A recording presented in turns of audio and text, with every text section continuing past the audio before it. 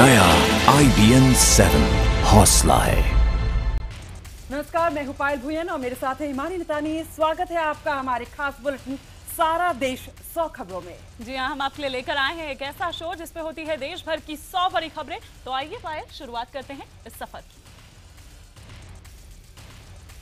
दिल्ली के नजफगढ़ इलाके में NDLF के पूर्व विधायक भरत सिंह की गोली मारकर हत्या कर दी गई। जानकारी के मुताबिक नजफगढ़ के रघुनंदन वाटिका में INLD के पूर्व विधायक भरत सिंह को गोली मार दी गई।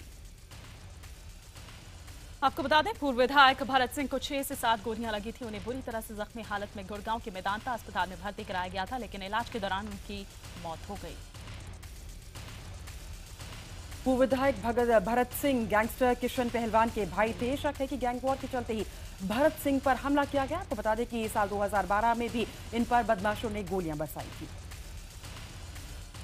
जम्मू कश्मीर में भारी बारिश और बर्फबारी ने आम लोगों की मुसीबतें बढ़ा दी हैं। भारी बारिश के बाद झेलम नदी खतरे के निशान से ऊपर बह रही है, जिससे बाढ़ का खतरा दोबारा मंडराने लगा है। प्रशासन ने इलाके में फ्लड अलर्ट जारी कर दिया है। मुफ्ती सरकार ने बाढ़ के खतरे को देखते हुए राहत शिविर बनाए हैं। श्रीनगर के निचले इलाकों के लोगों को सतर्क रहने की सलाह दे दी गई है। बच्चों और बुजुर्गों को सुरक्षित स्थानों और कैंपस में जाने के लिए कहा गया है। पुंछ के कुछ गांवों में बाढ़ का पानी घुस गया है, जिससे काफी लोगों के फंसे होने की आशंका जाहिर की जा रही है। अब प्रशासन के साथ मिलिट्री पुलिस की भी लोगों को यहां पर सुरक्षित स्थान तक पहुंचाने में जुटी हुई।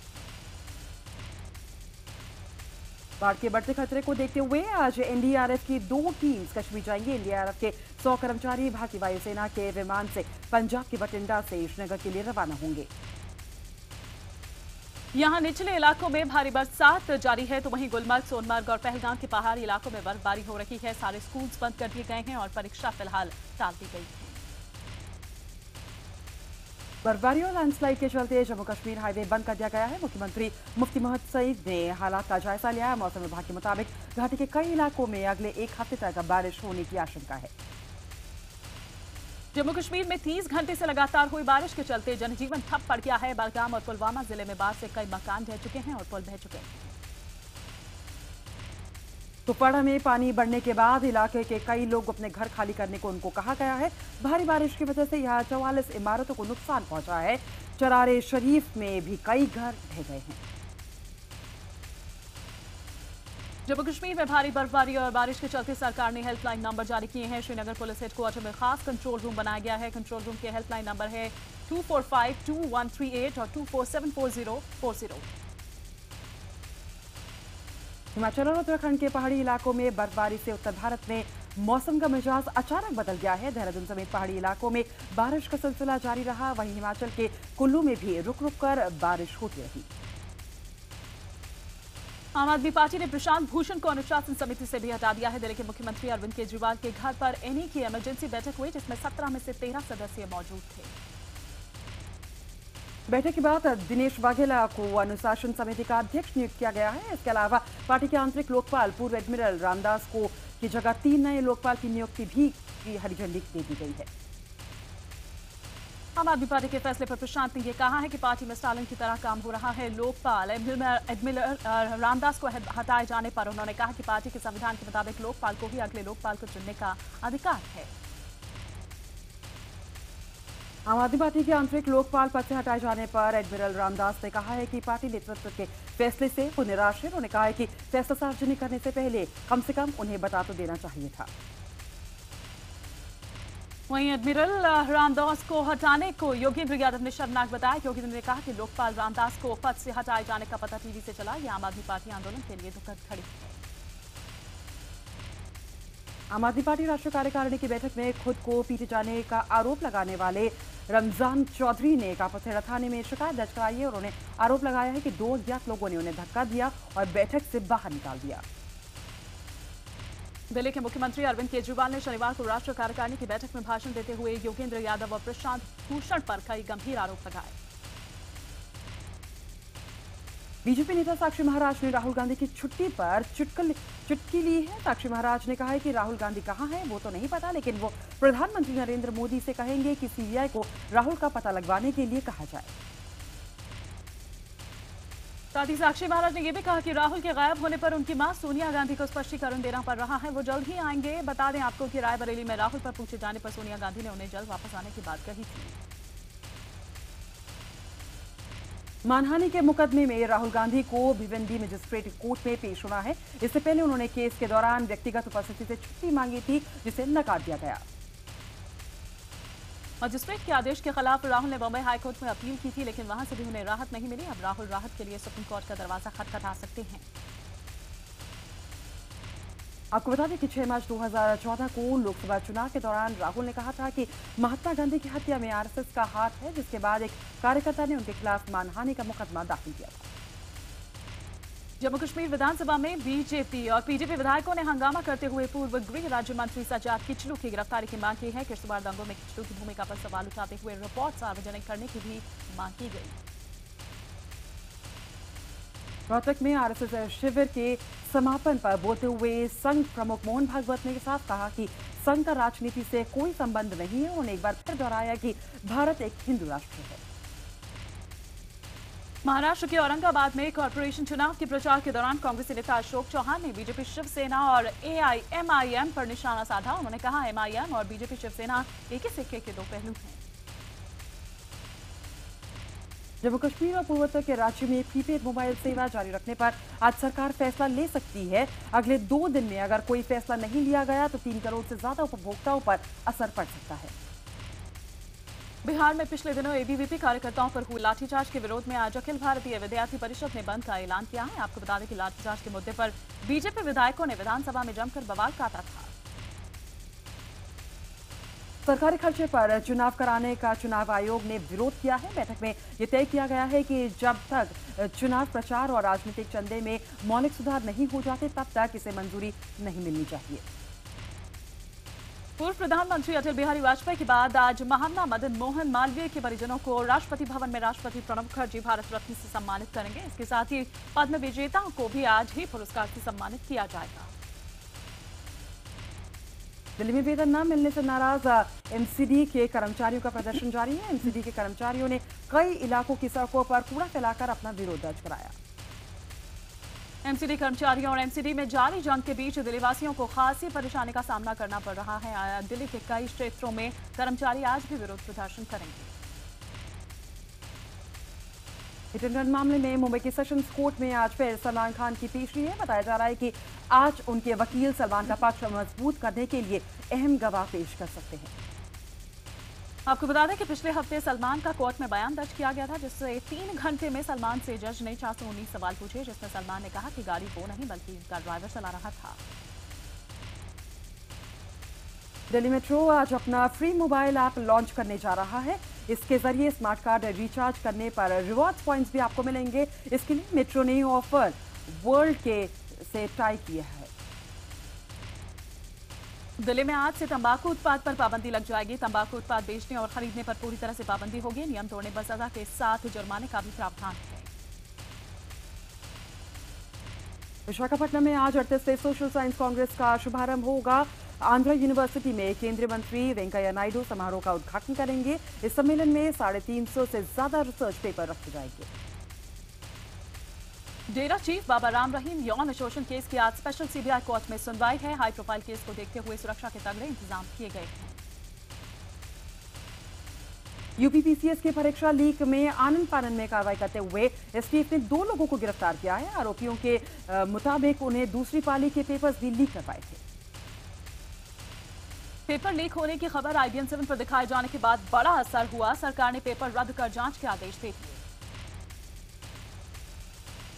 IBN 7 ने सबसे पहले यह खबर दिखाई थी। 9:30 बजे परीक्षा शुरू होनी थी, लेकिन 8:30 बजे से ही यूपीपीसीएस का पर्चा बाजार में 5-5 लाख रुपए में बिक रहा था।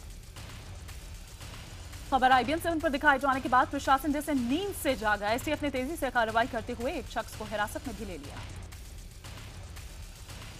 पूछताछ में शख्स ने बताया कि यूपीपीसीएस के पेपर लीक होने के पीछे यूपी लोक सेवा आयोग के अफसर भी हैं। यूपीपीएस का पेपर लीक होने के विरोध में देश भर में छात्रों ने हंगामा किया। छात्रों ने यूपी लोक सेवा आयोग के अध्यक्ष अनिल यादव पर भ्रष्टाचार का आरोप लगाते हुए उन्हें हटाने की भी मांग की। यूपीपीसीएस के पेपर लीक होने के विरोध में बीजेपी कार्यकर्ताओं ने कानपुर में मशाल जुलूस निकाला। कार्यकर्ताओं ने प्रदेश सरकार का पुतला फूंकते हुए कहा कि पुलिस भर्ती परीक्षा में राजनीतिक दबाव में बहाली हुई। IBM 7 पर पीसीएस के पेपर लीक होने की खबर दिखाए जाने के बाद यूपी लोक सेवा आयोग के दफ्तर पहुंचे मीडिया कर्मियों के साथ बदसलूकी की गई, धक्का मुक्की की गई। ऑफिस से मीडिया कर्मियों को हाथ पकड़कर बाहर निकाल दिया गया। मुंबई के दहिसर में निर्माणाधीन इमारत की दीवार गिरने से एक ही परिवार के 2 लोगों की मौत हो गई। बताया जा रहा है कि हादसे के वक्त घर में 5 लोग थे। उधर स्थानीय लोगों का यह आरोप है कि दीवार के कमजोर होने की बात डीएमसी को बताई गई थी, लेकिन कार्रवाई नहीं की गई। फिलहाल पुलिस और डीएमसी दोनों जांच की बात कर रहे हैं। तमिलनाडु के तिरुवरूर में निर्माण के समय तमिल सेंट्रल यूनिवर्सिटी के दफ्तर की इमारत ढह गई। इस हादसे में 5 लोगों की मौत हो गई, 18 से ज्यादा लोग घायल हो गए। मुरादाबाद में फसल बर्बाद होने से दुखी किसान ने ट्रेन के आगे आकर खुदकुशी कर ली। किसान शनिवार शाम से ही लापता था। सुबह उसका शव रेलवे ट्रैक के पास मिला। परिजनों का कहना है कि मौसम की मार की वजह से गेहूं की फसल बर्बाद हो गई, जिसकी वजह से वो काफी तनाव में थे और शव को कब्जे में लेकर पोस्टमार्टम के लिए भेज दिया गया है। मध्य प्रदेश के दमोह जिले में ओलावृष्टि से खराब हुई फसल के चलते किसान ने फांसी लगाकर खुदकुशी कर ली। किसान पर करीब 65,000 रुपए का कर्ज था और उससे साहूकार लगातार परेशान कर रहे थे। छत्तीसगढ़ के कोरबा जिले में शराब के खिलाफ गांधीगिरी का तरीका अपनाया गया है। इसके तहत लोगों ने दुकान मालिक को फूल भेंट किए और उससे कहा कि कारोबार अपना कहीं और करे। पटना में स्वाइन फ्लू के मरीजों की संख्या में कमी आने से स्वास्थ्य विभाग ने राहत की सांस ली है। हालांकि बीमारी अभी पूरी तरह से खत्म नहीं हुई है। तापमान में बढ़ोतरी होते ही अब इसके मरीजों की संख्या में लगातार कमी आ रही है। डॉक्टर्स के मुताबिक तापमान में बढ़ते ही स्वाइन फ्लू का कहर थमना शुरू हो गया, क्योंकि इससे उसके वायरस खत्म होने लगते हैं। विशाखापट्टनम में पटाखे की एक फैक्ट्री में आग लगने से 7 लोगों की मौत हो गई और 10 इसमें घायल हो गए। आग से झुलसे लोगों को अस्पताल में इलाज दिया जा रहा है। बताया जा रहा है कि फैक्ट्री में नियमानुसार आग के बचाव के संसाधन वहां पर मौजूद नहीं थे, जिसका आग पर जल्दी काबू नहीं पाया जा सका। मुख्यमंत्री चंद्रबाबू नायडू ने मृतकों के परिवार वालों को 2 लाख रुपए मुआवजे की घोषणा की है। और इधर ऑस्ट्रेलिया से देश लौटते ही धोनी की अपनी बेटी को गोद में उठाते हुए फोटो सामने आई है। मुंबई एयरपोर्ट पर कप्तान धोनी को रिसीव करने उनकी पत्नी साक्षी खुद पहुंची थी। और कुछ देर बाद ही धोनी की ये जो तस्वीरें हैं सोशल मीडिया पर वायरल हो गई। इन तस्वीरों में धोनी अपनी बेटी के साथ नजर आ रहे हैं। साक्षी ने जीवा को 6 फरवरी को गुड़गांव के एक निजी अस्पताल में जन्म दिया था। इधर मध्य प्रदेश के बैतूल में 5 साल की एक मासूम बच्चे के साथ बलात्कार का मामला सामने आया है। आरोप है कि एक लड़का बच्चे को चॉकलेट दिलाने के बहाने ले गया और उसके साथ बलात्कार किया। और इस मामले में डॉक्टर्स की संवेदनहीनता भी नजर आई है। बच्ची को इलाज के लिए अस्पताल ले जाया गया, जहां वो तड़पती रही, लेकिन कई घंटे बाद जब सीनियर डॉक्टर आए तभी उसका इलाज शुरू हो पाया। फिलीपींस से आंख के इलाज के लिए जालंधर आई 4 साल की मासूम की गलत आंख का ऑपरेशन कर दिया गया। माता पिता ने बताया कि उनकी बेटी को बाईं आंख से देखने में समस्या थी, लेकिन दाईं आंख का ऑपरेशन कर दिया गया। मामला सामने आने के बाद इस लापरवाही के आरोपी डॉक्टर को नौकरी से निकाल दिया गया। वहीं पुलिस ने मामले में जांच के बाद कार्रवाई का भरोसा दिया है। पंजाब के जिला संगरूर में कुछ लोगों ने सरेआम घर में घुसकर एक मां और उसकी 4 बेटियों की पिटाई कर दी। पिटाई की यह वारदात सीसीटीवी में कैद हो गई है। और तस्वीरों में आप साफ देख सकते हैं कि किस तरह से ये लोग बारी बारी से आकर महिला और उसकी बेटियों की बुरी तरीके से पिटाई कर रहे हैं। आरोप है कि इनके रिश्तेदारों ने ही जमीन विवाद के चलते इस वारदात को अंजाम दिया। पंजाब के लुधियाना में रेलवे स्टेशन से करीब 14 लाख रुपए गायब होने का मामला सामने आया है। कैशियर के मुताबिक वो कुछ देर के लिए बाहर गया था। लौटकर देखने पर पता चला कि पैसे गायब हैं। मुजफ्फरनगर में 8 साल की मासूम बच्ची के साथ बलात्कार का मामला सामने आया है। घटना के बाद बच्ची को गंभीर हालत में अस्पताल में भर्ती कराया गया। आरोपों के मुताबिक जब बच्ची अपने भाई के साथ घर के बाहर खेल रही थी, तभी एक युवक उसे बहला फुसलाकर जंगल में ले गया। साथ में भाई को भी ले गया, जहां उसने बच्ची के साथ रेप किया, साथ ही बच्ची के भाई की पिटाई भी की। हरियाणा के झज्जर में बलात्कार की शिकार एक लड़की ने फांसी लगाकर खुदकुशी कर ली। लड़की की लाश के पास से एक सुसाइड नोट भी बरामद किया गया, जिसमें खुदकुशी की वजह पिता की बीमारी बताई गई है। बिहार के पूर्णिया में प्रेम प्रसंग को लेकर एक युवक की हत्या करने का मामला सामने आया है। युवक का शव खेत से बरामद हुआ, जिसके बाद वो सात परिजनों ने NH 107 को घंटों जाम रखा। आगरा के चंदौली में एक गांव में दबंगों ने शौच के लिए निकली एक परिवार की 2 महिलाओं को बंधक बनाकर उनके साथ बलात्कार किया। पुलिस ने मामला दर्ज कर लिया है और आरोपियों की तलाश में जुटी हुई है। उत्तर प्रदेश के अलीगढ़ में ससुर की पिटाई से आहत तामिल नाम के एक शख्स ने फांसी लगाकर आत्महत्या कर ली। पुलिस ससुर को हिरासत में लेकर पूछताछ कर रही है। उत्तर प्रदेश के बिजनौर में एक शख्स पर अपने ही भाई के कत्ल का आरोप लगा है। आरोप है कि शहजाद ने अपने भाई शहबाज का धारदार हथियार से गर्दन काटकर कत्ल कर दिया और लाश को बोरे में बंद कर खेत में दबा दिया।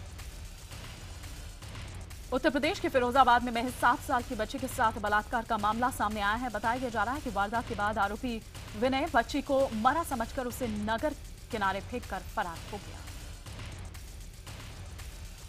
बताया जा रहा है कि बच्ची गांव में चल रहे जागरण में गई थी। आरोपी वहां से उसे बिस्किट दिलाने के बहाने उठाकर ले गया और गांव के बाहर ले जाकर उसका रेप किया। फिलहाल पुलिस आरोपी की तलाश में जुटी हुई है। फरीदाबाद के मुसेजर गांव में डबल मर्डर से सनसनी फैली हुई है। बताया जा रहा है कि 3 बदमाशों ने गांव के मंदिर पर हमला किया और साधु रामदास और एक युवक विनोद की ईंट और रॉड से मारकर बेरहमी से उसका कत्ल कर दिया। मंदिर में मौजूद ईश्वर नाम के युवक ने किसी तरह भागकर अपनी जान बचाई। पुलिस ने आरोपियों की पहचान कर ली है और उनकी जल्द गिरफ्तारी का दावा कर रही है। पुलिस झारखंड के लातेहार जिले में पुलिस ने गुप्त सूचना के आधार पर 5 उग्रवादियों को गिरफ्तार कर लिया है। बताया जाता है कि सभी उग्रवादी TPC-1 संगठन से जुड़े हुए हैं। गिरफ्तार उग्रवादियों के पास से पिस्टल, 2 देसी कट्टा, 13 कारतूस, 6 मोबाइल और 1 लूट की मोटरसाइकिल भी मिली है। सभी गिरफ्तारी उग्रवादी जो हैं किसी बड़ी घटना को अंजाम देने के लिए योजना बनाने के उद्देश्य से एक जगह इकट्ठा हुए थे। झारखंड के पलामू में नक्सलियों का घिनौना चेहरा एक बार फिर से सामने आया है। नक्सलियों की धमकी के चलते चालकों ने गाड़ियों का परिचालन ठप कर दिया है, जिससे आम लोगों को खासी परेशानी हो रही है। दरअसल नक्सलियों ने बस मालिकों से बंदूक और पैसे की मांग की है। उन्होंने धमकी दी है कि अगर वो ऐसा नहीं करेंगे तो उनकी गाड़ियां फूंक दी जाएगी। मध्य प्रदेश के मुरैना में एक महिला ने मंचलों से तंग आकर खुद को मौत के गले लगा लिया। बताया जाता है कि कुछ मंचले महिला को लगातार फोन पर अश्लील बातें करते थे और बलात्कार की धमकी भी देते थे। राजस्थान के चूरू जिले में एक नाबालिग विवाहित के साथ 5 लोगों ने 2.5 महीने तक गैंगरेप किया। पीड़ित महिला ने पड़ोसियों पर ही गैंगरेप का आरोप लगाया है। आरोपी युवकों ने पहले चाय में नशीला पदार्थ मिलाया और फिर उसके साथ 5 लोगों ने गैंगरेप कर अश्लील वीडियो बना लिया। जानकारी के बाद जब पीड़िता ने विरोध किया तो ये वीडियो वायरल भी कर दिया गया। राजस्थान के आहोल जिले में हुए एक झगड़े में एक शख्स की मौत हो गई। बताया जा रहा है कि भोराराम और JDB चालक में किसी बात को लेकर मारपीट हुई थी, जिसमें उसकी मौत हो गई। बताया जा रहा है कि मारपीट में भीराराम के सिर पर JCB मशीन की नोक से चोट लग गई, जिससे वो केबल के लिए खोदी गई खाई में गिर गया। मजदूर की मौत के बाद वहां लोगों ने जमकर हंगामा भी किया। बिहार के नालंदा में आपसी विवाद के चलते एक बेटे ने अपने पिता को लोहे के रॉड से पीट कर मार डाला। आरोपी अपनी 10 साल की बेटी से अवैध संबंध बनाना चाहता था, जिसका उसके पिता ने विरोध किया। और इधर बैडमिंटन में विश्व की नंबर 1 खिलाड़ी साइना नेहवाल ने एक और बड़ी उपलब्धि हासिल करते हुए इंडिया ओपन बैडमिंटन के खिताब पर अपना कब्जा कर लिया। इंडिया ओपन बैडमिंटन जीतने वाली साइना पहली भारतीय खिलाड़ी बन गई है। उनकी जीत पर प्रधानमंत्री, राष्ट्रपति और सोनिया गांधी समेत तमाम दिग्गजों ने बधाई दी। साइना नेहवाल ने खिताब जीतने के बाद खुशी जताते हुए कहा कि वो पिछले 4 सालों से इंडिया ओपन सुपर सीरीज जीतने की कोशिश कर रही थी। साइना को खिताबी सफलता के बाद भारत के लिए एक और खुशी की खबर लेकर आए बैडमिंटन खिलाड़ी के श्रीकांत ने इंडिया ओपन में मेंस सिंगल्स का खिताब जीता है।